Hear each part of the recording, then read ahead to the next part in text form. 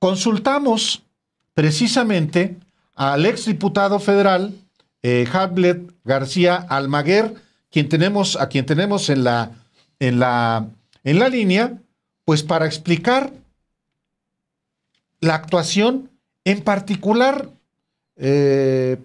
Hamlet, de la juez del estado de Morelos, que concede una suspensión. ¿Con base en qué? Bienvenido, Hamlet Almaguer. Buenas noches, Álvaro, Alejandro, un gusto saludarles y a toda la audiencia de los periodistas. Bueno, comentar a nuestra audiencia. El artículo 135 constitucional establece cómo se conforma el constituyente permanente, el poder reformador de la Constitución. Y esto es 2/3 de los miembros presentes de la Cámara, de los miembros presentes del Senado, más las legislaturas locales, por lo menos 17. Dicho lo anterior, pues estas suspensiones pretenden paralizar al poder constituyente. Y desde el emperador Iturbide, alguien no le daba una instrucción así al constituyente. Iturbide disolvió al constituyente en 1822. Luego vinieron las 7 leyes constitucionales cuando los conservadores se hicieron del poder político en 1836. Y ahí lo que establecieron pues son facultades del Supremo Poder Conservador para anular leyes, para anular sentencias y, ¿por qué no?, también para suspender las sesiones del Congreso. Solo que estas suspensiones que podía dictar el Supremo Poder Conservador tenían como máximo 2 meses. Y en estas suspensiones que ahora emiten esta jueza de Morelos y el otro juez de Chiapas sobre la actividad del Poder Constituyente Permanente, pues lo dictan de manera indefinida. Dicen, congelados, no pueden sesionar, no pueden deliberar, no pueden discutir. Violan entonces el artículo 135 de la Constitución al intentar paralizar al constituyente, viola el artículo 61, fracción primera de la ley de amparo, y además es contrario a los propios precedentes de la Suprema Corte de Justicia de la Nación, de tal forma que esta determinación arbitraria pues no puede ser obedecida por el legislativo. Y qué bueno que mis compañeras y compañeros de movimiento, que ahora son legisladoras y legisladores, hayan determinado pues no obedecer esta determinación judicial que carece de todo sustento. Álvaro, Alejandro. A ver, ¿cómo explicamos entonces? Porque lo que usted nos explica, Hamlet Almaguer, lo que usted nos explica, supongo, sería el 1.1 de las preguntas que se habrían hecho cualquiera de estos jueces antes de atreverse a hacer esto. Digo, si le encontramos aquí, nosotros no somos ni jueces ni abogados, Álvaro y yo, pero le encontrábamos desde que lo vimos. Ah, caray, pues, ¿qué es esto? O sea, ¿cómo se explica entonces la determinación? ¿En qué contexto se explica esto? Pues he tenido comunicación con personas que trabajan al interior del Poder Judicial Federal, secretarias, secretarios que tienen pues temor a represalias y que continuamente nos comparten información sobre lo que ocurre y están seguros que sin línea esto no existiría. Es decir, hay un mandato, hay una instrucción y hay una propuesta de cobertura o de cobijo, porque frente a esta arbitrariedad lo único que tenemos de los órganos cupulares es silencio y pretenden tendernos una trampa igualita que la que quisieron tenderle a la sala superior. Porque la respuesta es, si les parece que la suspensión que fue dictada por los jueces es incorrecta, recurran, presenten un recurso de queja y entonces un tribunal colegiado de circuito va a revocar esa determinación inconstitucional o ilegal.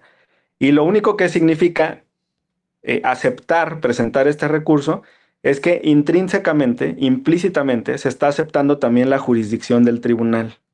Se está aceptando la jurisdicción de la sala superior.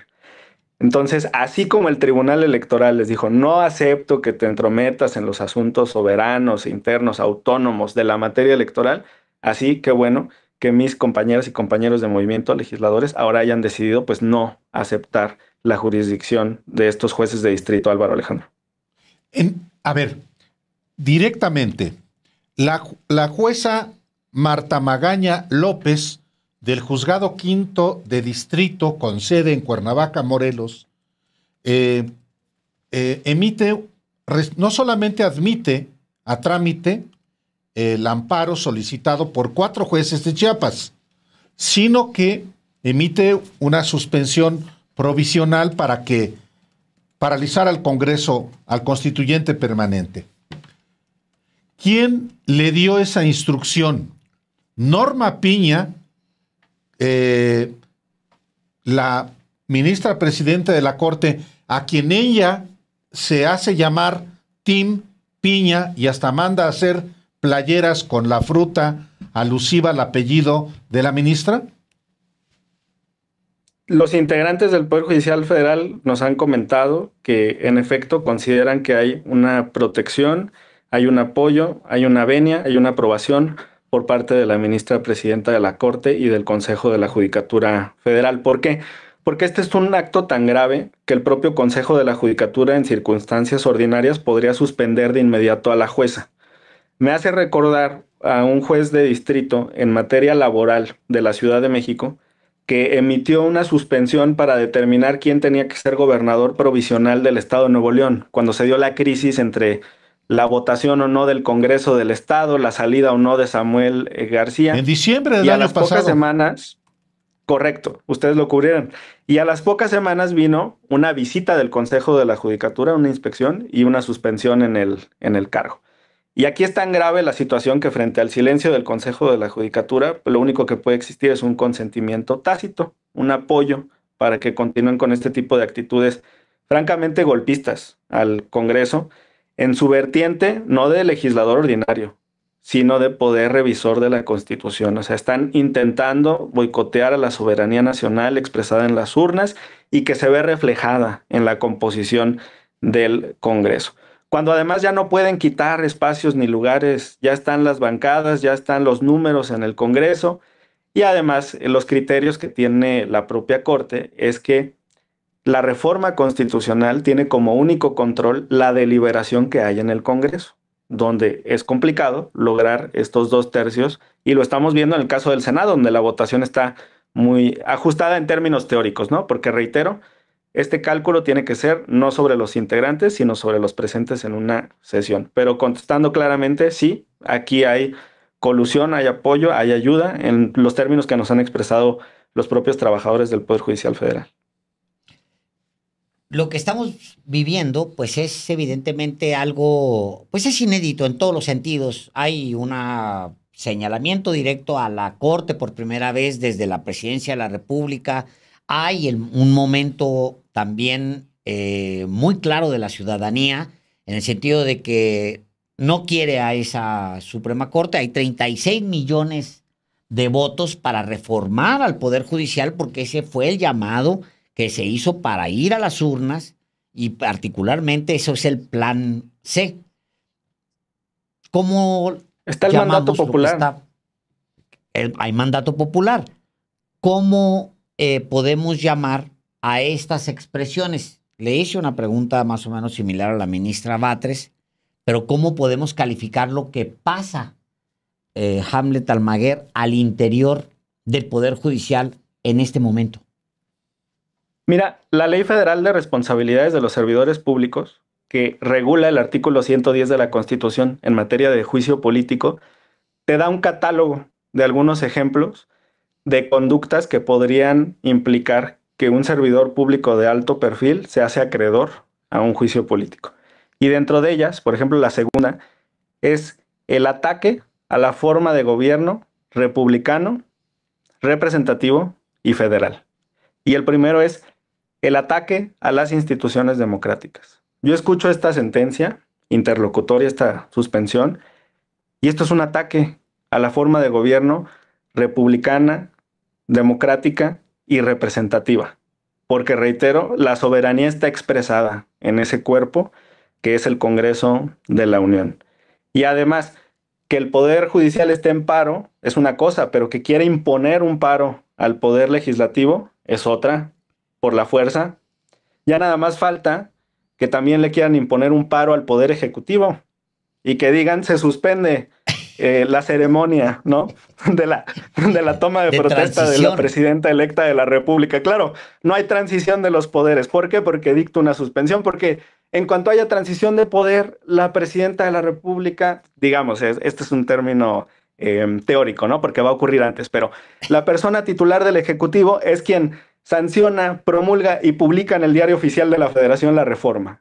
Y si te fijas, hay una suspensión que va sobre la discusión en la Cámara de Diputados, pero hay otra que se va un pasito más adelante, por eso arrancaba con el 135, a la discusión en los congresos de los estados. Ya nada más les falta otra suspensión para la sanción, promulgación y publicación, que es facultad del Ejecutivo en el Diario Oficial de la Federación. Le ordeno al presidente que no lo sancione, no lo promulgue, y al director del Diario Oficial de la Federación que no publique esta reforma. Exacto. Entonces es un ataque a la forma republicana de gobierno. Golpismo. Sí. Evidente. Ahora, perdón, señor, te quité la palabra. No, adelante, Alejandro.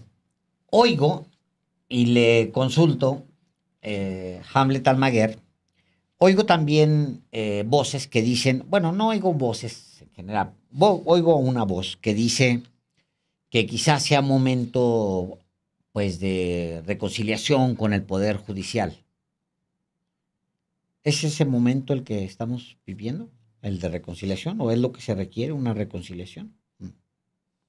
Pues este es el momento del constituyente, es el momento de una decisión que va a marcar el futuro del país en este debate, porque con las 18 iniciativas presidenciales, 17 que alcanzamos a dictaminar, quedó pendiente la electoral, hay un conjunto de decisiones, de plataformas que van a influir en el futuro de la República, en el futuro del país. Y ese es el momento de hacer cumplir la voluntad de la ciudadanía, del pueblo, expresado en las urnas. Y a partir de la conformación de estas instituciones, pues claro, tiene que haber diálogo entre los poderes. De hecho, yo no soy partidario de la confrontación entre los poderes, porque quien inició esto precisamente fue el Poder Judicial. Hay un teórico del derecho constitucional, el maestro Elisur Arteaga Nava, que por cierto fue un abogado cercano al presidente de la República en algún momento, estuvo involucrado en su defensa por el proceso de desafuero. Y él en su libro de Derecho Constitucional que edita Oxford, habla de una doctrina o teoría de la colaboración de los poderes. Y dice, los problemas son del Estado en su conjunto. Y los poderes tienen que colaborar precisamente para sacar al país adelante. Pero el Poder Judicial no ha colaborado ni en el combate a la impunidad, ni en el combate a la inseguridad, ni en el combate a la injusticia, ni en el combate a los lujos, privilegios y excesos que se reflejan en todas estas cúpulas que se defienden entre ellas. Es lo que ocurre y es lo que hemos visto y muy atinadamente pues platicaban ustedes con la señora ministra Batres. Y la importancia de tener un órgano colegiado precisamente es la deliberación. Algo similar nos decían que había ocurrido en el Instituto Nacional Electoral, donde durante la presidencia de, ya hasta se me olvidó su nombre. Córdoba. De Lorenzo Córdoba. Ajá, no había debate, no había discusión, era igual una corte en esos términos. Y no había este debate, este parlamento, esta discusión entre las decenas de integrantes del Consejo General. Y ahora en la Corte sí vemos ese debate y qué bueno, le hace bien a la Corte que se debata todo públicamente. Una última cosa, nada más una consulta que tiene que ver con el proceso legislativo. Puede procesarse las reformas, pueden iniciarse acciones de inconstitucionalidad desde las cámaras del Congreso con la composición que tiene ahora Hamlet. Implicaría que un porcentaje de legisladores se arrepintiera de su voto, lo cual está permitido, la Corte lo ha permitido. Hay reformas que se han votado por unanimidad o con una amplia mayoría, 80-90%, y luego sí juntan el 33% para impugnar. Pero implicaría pues traición de una parte de los integrantes del Congreso para poder reunir las firmas, en teoría, para analizar el proceso. Ahora, soy partidario de una interpretación de la Constitución que implica que la reforma genera que ese control nazca vencido, es decir, que no haya forma de impugnarlo, porque al requerir los 2/3, evidentemente, pues la minoría no tiene trascendencia o no tiene impacto, digamos, en esta deliberación o discusión. Pero hay un debate incluso ahí entre constitucionalistas de derecha sobre si solo se puede controlar el proceso o también el fondo. Y aquí vi los discursos de la publicidad del dictamen. La publicidad del dictamen, como les decía en la anterior ocasión, es una etapa en la cual se le informa a la Asamblea, a las y los 500, que algo se aprobó en comisiones. Y en ese momento se sube a la Gaceta y ya todos pueden estudiar. Y la Corte dice que tienes que darle a la oposición 24 horas entre la publicidad y el inicio del dictamen. Ahora se les dieron 48, el doble, porque la discusión va a iniciar hasta mañana y se publicó desde ayer. En este punto, por ejemplo, varios de los discursos de la derecha fueron en contra del proceso porque aprobamos el dictamen en la anterior legislatura y se va a votar en el Pleno en esta que ya está en funciones. Ese mecanismo es válido, es legal y además a nivel internacional, por analogía, hay un principio que se llama continuidad institucional. Se usa mucho en los países. Hay países que se dividen, como Checoslovaquia, ¿no? Por ejemplo, fue República Checa y Eslovaquia. Hay países que deciden fusionarse. Hay naciones que de repente pues dejan de ser una monarquía y se convierten en una república. Pero el derecho internacional como sujetos a los países los considera en una continuidad institucional. O sea, no pueden ni desconocer sus tratados, ni sus compromisos, ni el reconocimiento a los derechos humanos, ni su deuda, ¿no? Por ejemplo, la contratación de empréstitos, simplemente porque cambie el Estado o el gobierno dentro de un país o el nombre. De esta manera hay una continuidad institucional en la Cámara y también en el Ejecutivo. No llega cada presidente y vuelve a firmar todos los acuerdos y decretos del anterior, y no llega a la Cámara y vuelve a votar todas las leyes que se votó en la anterior. Pueden retomar nuestro dictamen y lo pueden aprobar en sus términos, lo pueden modificar o lo pueden rechazar, o lo pueden congelar también, pueden no votarlo. Pero ahora han decidido votarlo y qué bueno, y las y los felicito, y tienen la decisión soberana de alterarlo o modificarlo como deseen. Muchísimas gracias, Hamlet García Almaguer, por esta muy ilustrativa conversación también. Y vamos a seguir en comunicación. Muchísimas gracias hoy. Les agradezco mucho, Álvaro, Alejandro y a toda la audiencia. Mañana en lo general, pasado mañana en lo particular con las reservas. Muchas gracias. Ya está la reforma. Es un hecho. Ya está en... Y luego sigue. ¿Cuándo se enviaría al Senado? De manera inmediata. Ahora ya hay comunicaciones electrónicas, pero además se envía con un mensajero, entonces llega esa misma tarde al Senado. Y se tienen que apurar para la discusión, para la conformación de la comisión y la discusión en la comisión que corresponda, y después ya pasarlo al Pleno y de ahí mandarlo a las legislaturas de los estados. ¿Y hay votos en el Senado? Falta uno. Si están todos presentes, falta uno. ¿Qué es lo que decíamos? Igual faltan 2 en el Senado de la oposición. Pues ya veremos. Y sí, y en caso de que asistan todos los opositores y no se logre la mayoría calificada en el Senado,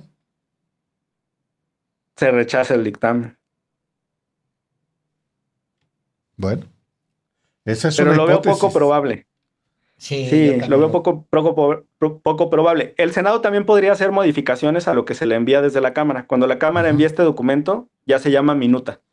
Podría modificar la minuta y entonces regresaría a la Cámara para ver si se aceptan o no las modificaciones del Senado. Es otra de las opciones, de las vertientes. Así es. Pues muchísimas gracias. Buenas noches.